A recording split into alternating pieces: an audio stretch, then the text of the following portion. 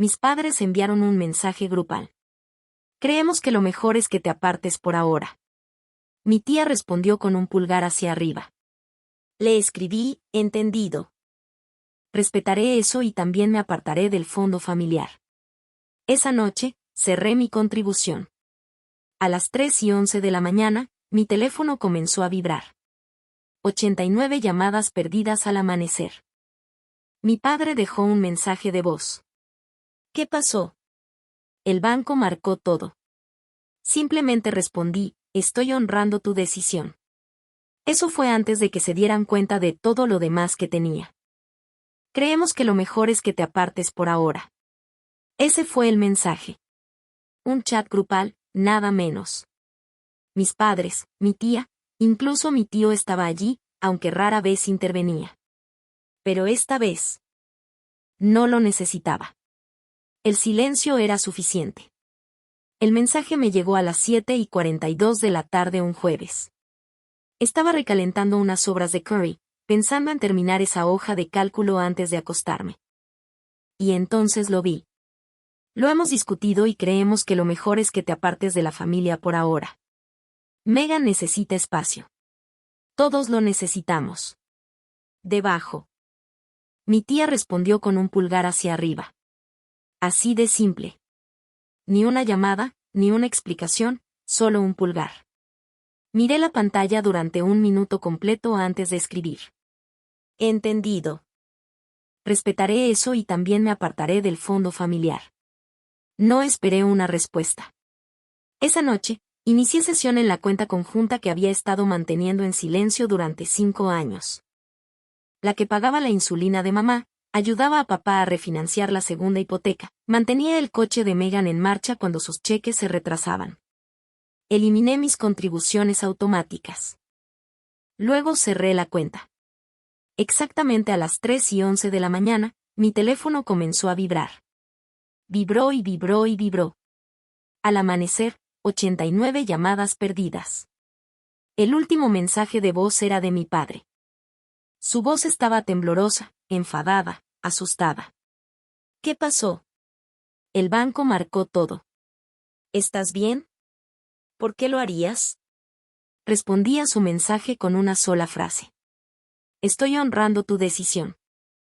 Eso fue antes de que se dieran cuenta de cuánto había gestionado en silencio. Para entender realmente por qué ese mensaje me afectó como una traición, tendrías que retroceder 5 años. Volver a la segunda hospitalización de Megan. Y papá me llamó llorando en el aparcamiento de un Walgreens. No la van a admitir sin seguro. Estamos arruinados. Esa noche. Vacié mis ahorros y pagué la rehabilitación de mi bolsillo.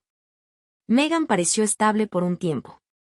Todos lo llamaron un milagro, pero lo que nunca dijeron en voz alta, ni una sola vez, fue que yo lo había hecho posible. Nadie se ofreció a reembolsarme. Nadie siquiera preguntó cómo estaba yo.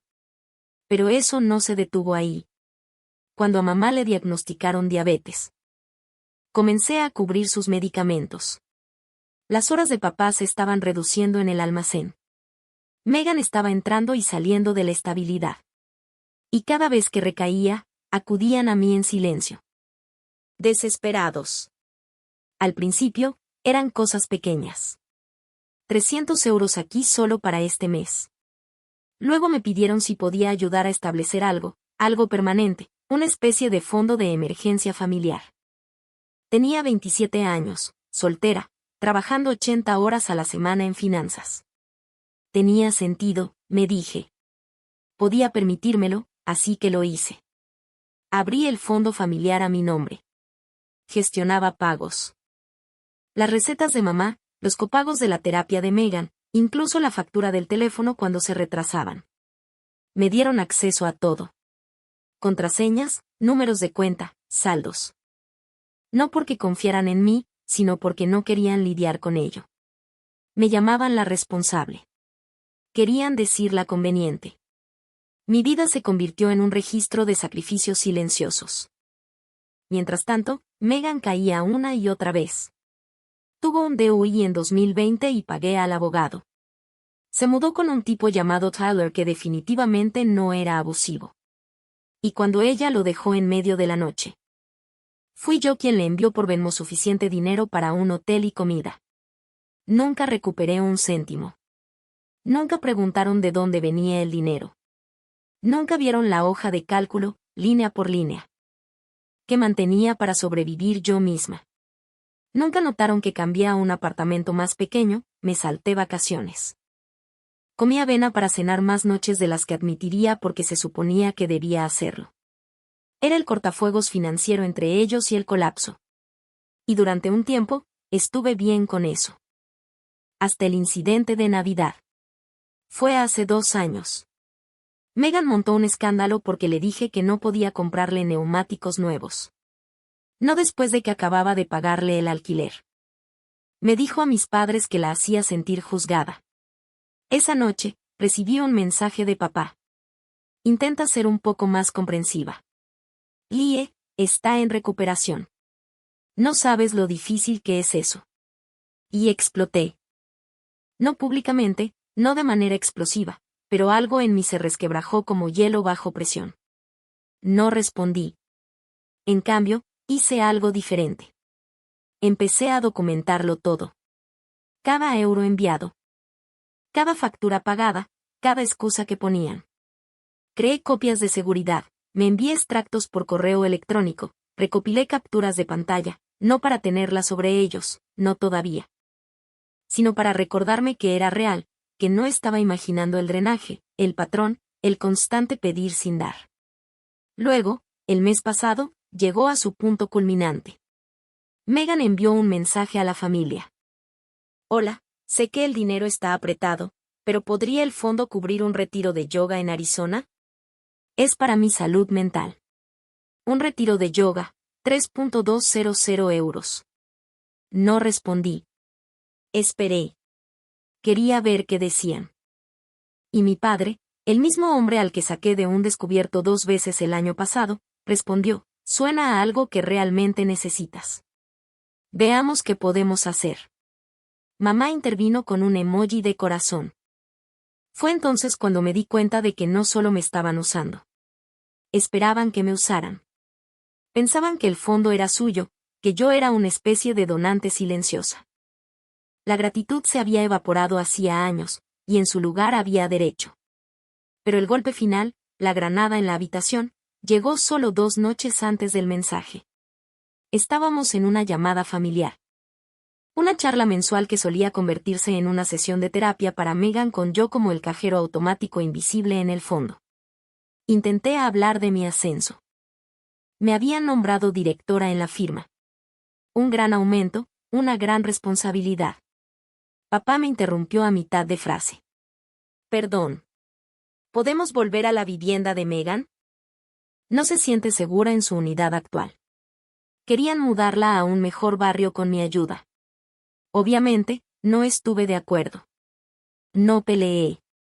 Simplemente dije con calma. Quizás sea hora de que alguien más intervenga. Silencio.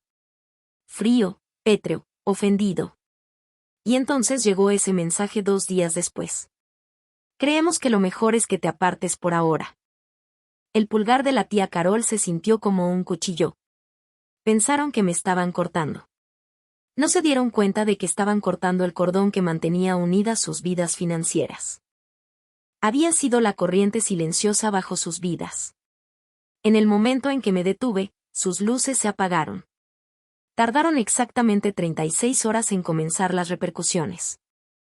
Primero llegaron los avisos de descubierto. Luego, la farmacia de mamá me llamó. Luego Megan, la que quería espacio, dejó un mensaje de voz que comenzaba en un susurro y terminaba en gritos. ¿Por qué harías esto? Sabías que necesitaba ese pago. Para el domingo por la mañana, los mensajes de texto eran incesantes. Papá envió una avalancha de notas de voz como un hombre desmoronándose en tiempo real. Me exiliaron del chat familiar como si no perteneciera. La hipoteca rebotó. Pensé que te encargabas del seguro. El coche ahora no está asegurado. ¿Qué hiciste con la cuenta de servicios públicos? El banco bloqueó nuestra cuenta corriente. Dijo que había varias señales de alerta. Tienes que arreglar esto. Arreglar esto. Como si hubiera roto algo. Como si no me hubiera retirado como pidieron. El verdadero problema no era que dejara de ayudar. Era que nunca se dieron cuenta de cuánto estaba manteniendo todo unido. Y entonces llegó la videollamada familiar. Mi prima Emily la organizó, fingiendo que era solo para hablar. Pero tan pronto como me uní, vi sus caras alineadas en rectángulos perfectos como un jurado. Los labios de mamá estaban tan apretados que parecían desangrados. Papá estaba paseando. Megan tenía lágrimas corriendo por sus mejillas. Parecía ensayado. La tía Carol estaba sentada con una sonrisa complaciente con una bufanda y perlas como si estuviéramos en un tribunal familiar. ¿Por qué nos hiciste esto?, comenzó Megan, con la voz temblorosa. Simplemente nos abandonaste. Después de todo lo que he hecho, dije, ¿quieres decir después de que pagué tu alquiler? Financié tu rehabilitación y me ridiculizaron por negarme a tu retiro de yoga. Eso no es justo, comenzó ella. ¿Justo? Repliqué. ¿Quieres justo? ¿Qué tal esto? Durante 5 años. He cubierto tu rastro financiero como una conserje forense. He limpiado tus desastres, he pagado tus descubiertos, te he salvado mientras publicabas citas inspiradoras sobre curación y alineación. Y en el momento en que dudo, me exilias del chat familiar como si fuera prescindible. Mamá finalmente habló. No fue exilio. Te estábamos dando espacio a ti también. No, no lo hicieron. La interrumpí. Estabas de parte de Megan de nuevo, como siempre lo haces. Simplemente encontraste una forma educada de decirme que desapareciera. Así que lo hice. Papá cruzó los brazos. No tenías que cancelar el fondo. No lo cancelé, dije. Lo cerré a mi nombre, financiado con mi dinero, administrado por mí. Ese fondo familiar nunca fue una confianza. Fue una correa. Su cara se puso roja. Confiamos en ti. No, dije, me usaste. Luego abrí la carpeta a mi lado y hice clic en compartir pantalla. Apareció una hoja de cálculo. Filas y filas de pagos, fechas. Cantidades, cada euro rastreado, alquiler, médico, servicios públicos, reparaciones. El retiro de Megan que casi pagué, los descubiertos que arreglé. Los servicios dentales de emergencia para la tía Carol, incluso los recibos de Uber de la vez que pagué para que mamá fuera al hospital a las 2 de la mañana durante un ataque de pánico. Vaya, susurró Emily. ¿Quién guarda todo esto? Carol resopló. Alguien que sabía que algún día te manipularía para que pensaras que ella lo inventó todo. No dije nada, solo miré la pantalla. Luego hice clic en la última pestaña. Mostraba un total acumulado. Son 87 conocidos. Silencio sepulcral. Papá se apartó de la cámara como si le hubieran abofeteado. Has estado llevándonos la cuenta. Dijo mamá, horrorizada. No, dije. He estado sobreviviéndolos. Megan se lanzó contra la pantalla como un niño con un ataque de rabia. Solo estás amargada. Siempre has estado amargada porque nadie te da una estrella de oro por ser la hija buena. Quieres aplausos por actuar como un adulto. No, dije con calma. Solo quiero límites. Y estoy harta de ser tu red de seguridad financiera. Eso es rico, murmuró Carol. ¿Crees que el dinero es lo único que importa? No, dije, pero era lo único para lo que siempre acudías a mí. Luego cerré la hoja de cálculo, miré a la cámara y lancé el golpe final. Ya he contactado al banco. Todas las autorizaciones conjuntas eliminadas. Mi nombre ya no aparece en nada relacionado con sus cuentas. Las tarjetas de crédito cerradas. Las autopagos de servicios públicos compartidos cancelados. Las primas de seguro. Tendrán que volver a inscribirse. Mamá jadeó. La cara de papá se puso pálida. Megan parecía que le hubieran disparado.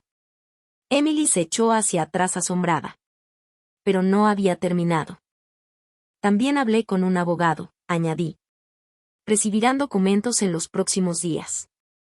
Estoy disolviendo cualquier vínculo legal entre yo y el fideicomiso familiar que nunca se formalizó. Por si alguien intenta meterse en mi crédito o abrir algo a mi nombre de nuevo. Estás exagerando, gritó Megan.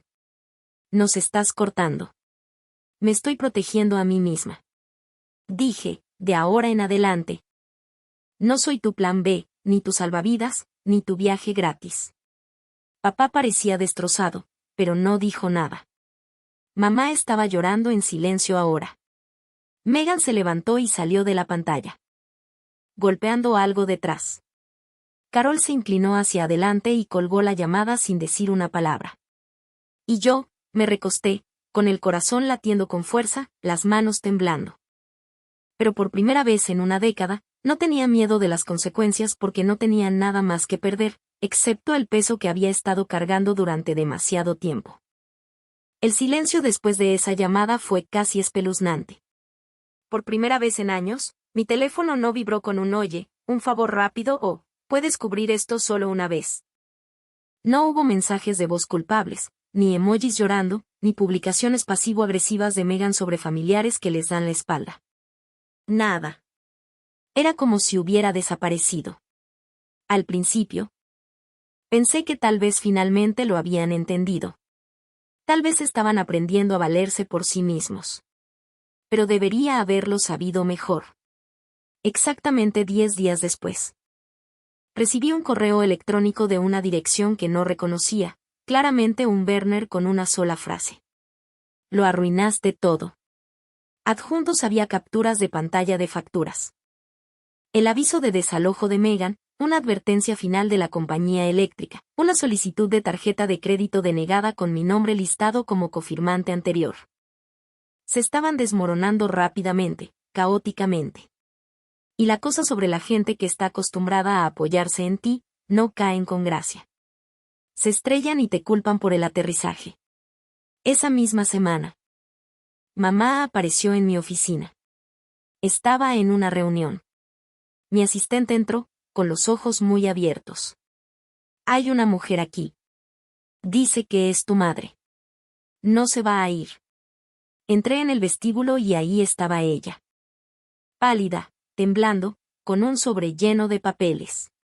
No sabía a dónde más ir, dijo, con la voz quebradiza. Tu padre duerme en el sofá.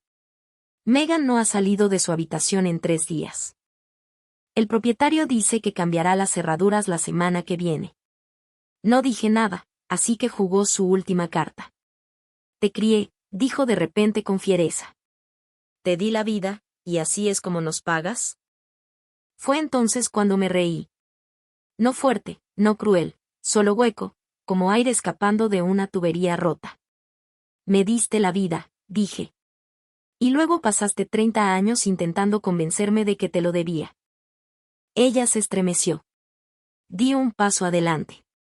No fui a los 22 y les dije, por favor, déjenme ser responsable de su disfunción.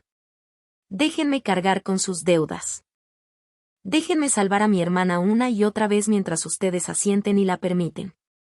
Déjenme sacrificar mi salud mental, mis relaciones, mi vida solo para que ustedes eviten mirarse al espejo. Ella no dijo nada, así que seguí. ¿Quieren ayuda? Llamen a un trabajador social. Llamen a un asesor de crédito. Llamen al mismo sistema del que dijeron que gente como nosotros estaba demasiado orgullosa para depender. Ya no soy su rescate. Luego volví a mi oficina. Ni siquiera comprobé si me siguió. Pero eso no fue el final. Una semana después, recibí una carta, no un correo electrónico, una carta real del banco. El sobre era grueso, del tipo de grosor que significa problemas. Dentro. Un resumen de investigación marcada.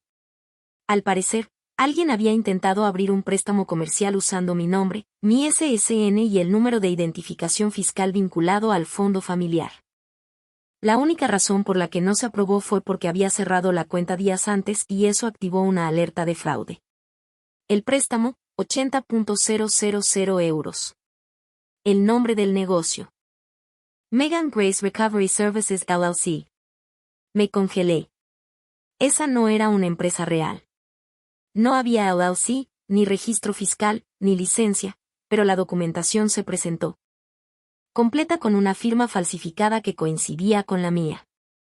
Llamé al banco. La representante del departamento de fraudes consultó el expediente completo y cuando leyó los cofirmantes, papá y mamá, me senté en silencio atónita mientras ella decía: señora, parece que alguien cercano a usted intentó hacerse pasar por su socio financiero autorizado. Si no hubiera cerrado ese fondo, esto podría haber pasado desapercibido. No solo me habían usado. Habían intentado transferirme la responsabilidad, vincular silenciosamente mi nombre a un préstamo en el que yo no participaba. Y fue entonces cuando todo se agudizó. La forma en que Megan de repente quería espacio. La forma en que mis padres lo alentaron. El silencio, la eliminación, el exilio educado. No fue espontáneo. Fue una trampa. Quitarme del fondo discretamente. Mantener mi nombre adjunto. Tomar el dinero. Desaparecer. Dejar que el banco me persiguiera cuando las cosas colapsaran. No solo querían mi ayuda. Querían mantenerme responsable sin pedirlo. Y cuando eso no funcionó, me convertí en la villana de una historia que habían escrito para cubrir su propio robo fallido.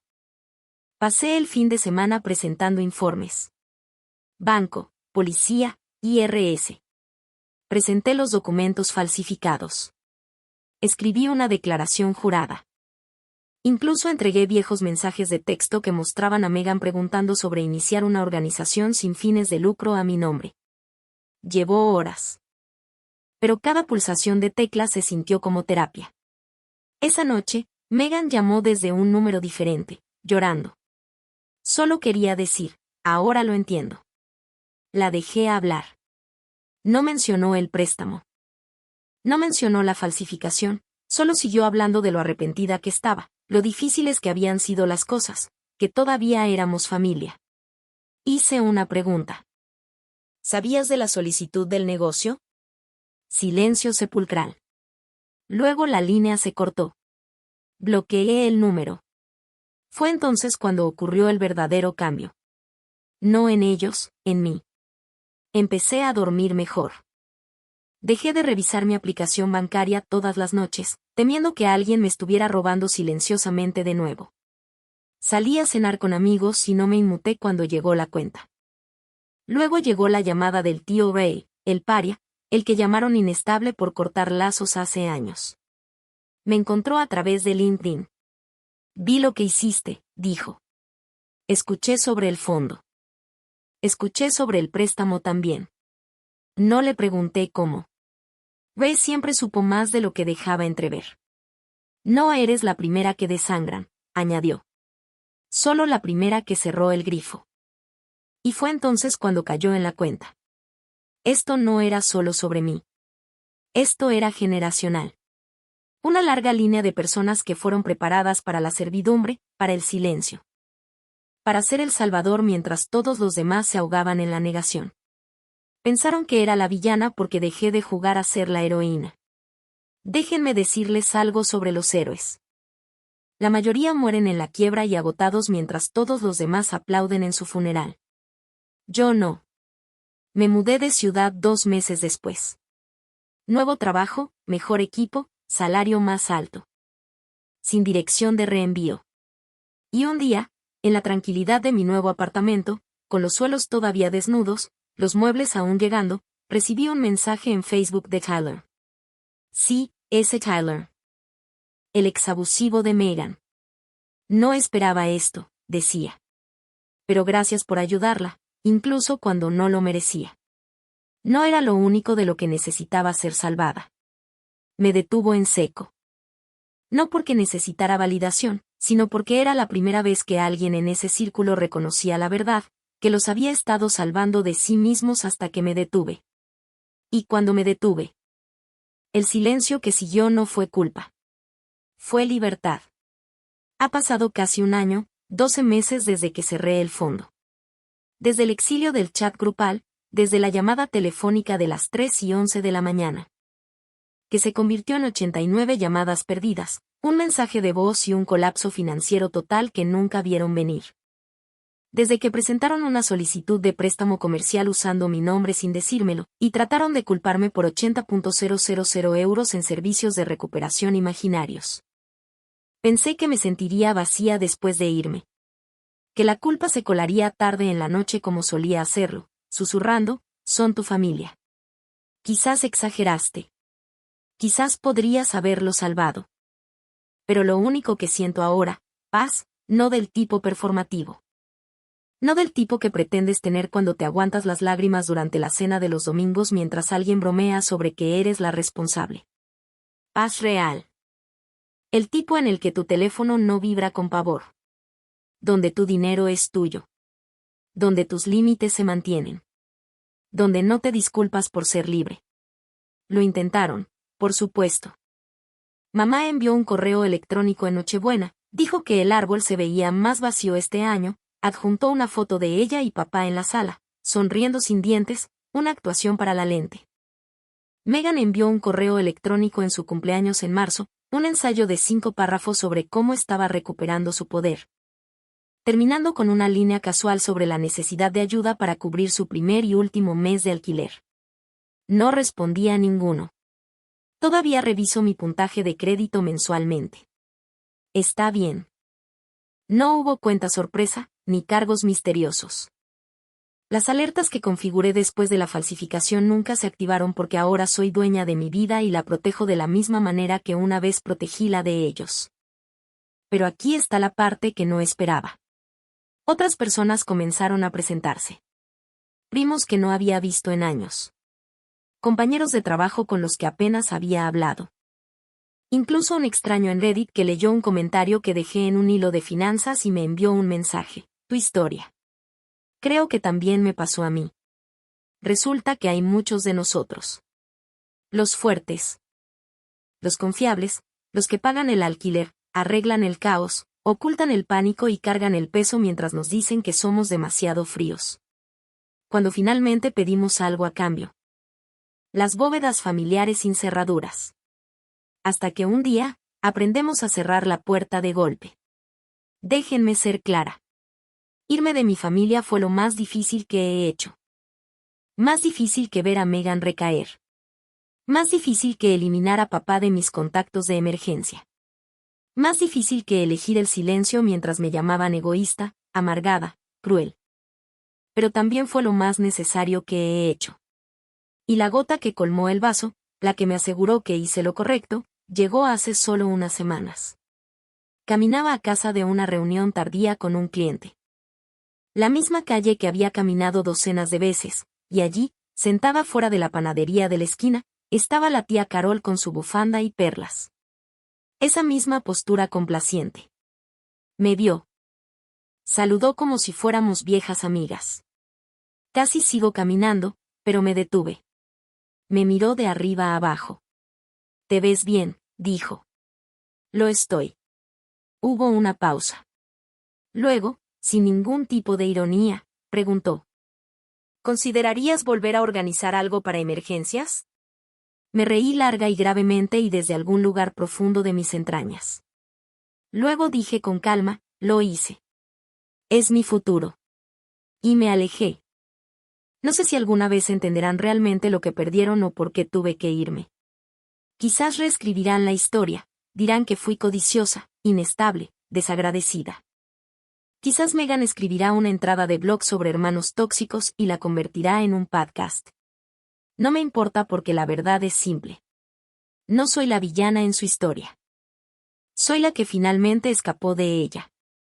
Y al hacerlo, me di lo único que nunca pudieron darme. Libertad sin condiciones.